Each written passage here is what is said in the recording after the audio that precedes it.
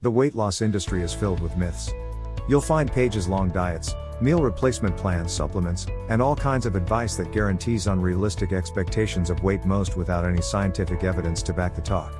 However, there are some steps proven and backed by science that have a dramatic impact on weight loss. Welcome to Healthfully For You. Today, we have 9 steps towards weight loss. Let's get started. 9. Have a high-protein breakfast. Our first step towards that perfect figure you're looking for is to have a hearty breakfast that's packed full of protein. Protein is amazing when it comes to regulating appetite hormones, as it leads to a decrease in the hunger hormone ghrelin and also leads to a rise in the satiety hormone peptide G, GLP-1, and cholecystokinin. Basically, protein makes you feel full.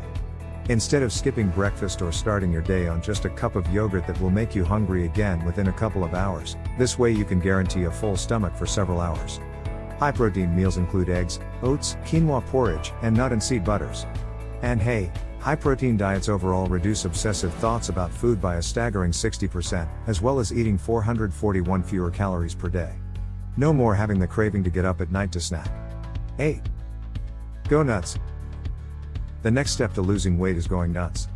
Literally. Whenever you're feeling snackish, have some nuts rather than chips or even dessert.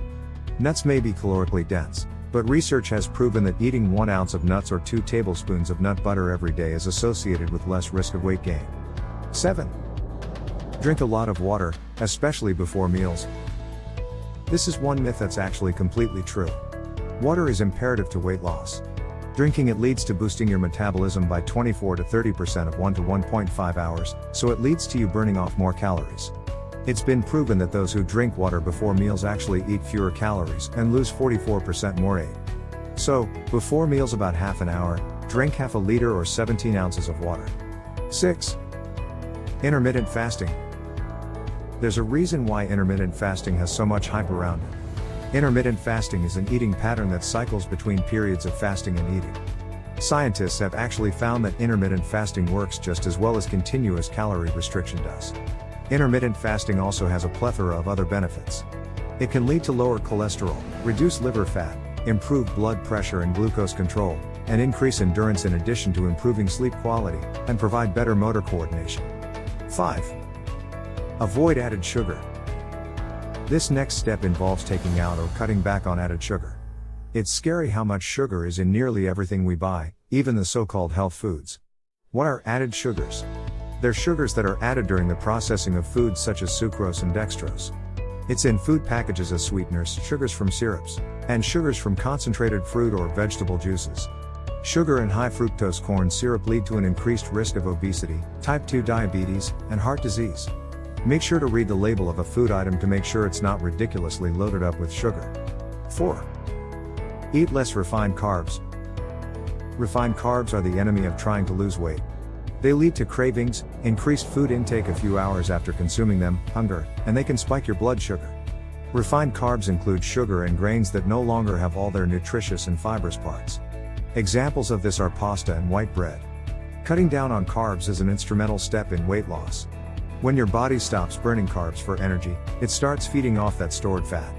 In addition, cutting carbs out leads to lowered insulin levels, which causes your kidneys to do this remarkable thing when they shed excess sodium and water out of your body. So all the unnecessary water weight and bloating you're suffering from are reduced. 3. Eat smaller portions slower. Smaller portions on smaller plates trick your mind into thinking your plate is fuller than it is. And eating slowly? That's key.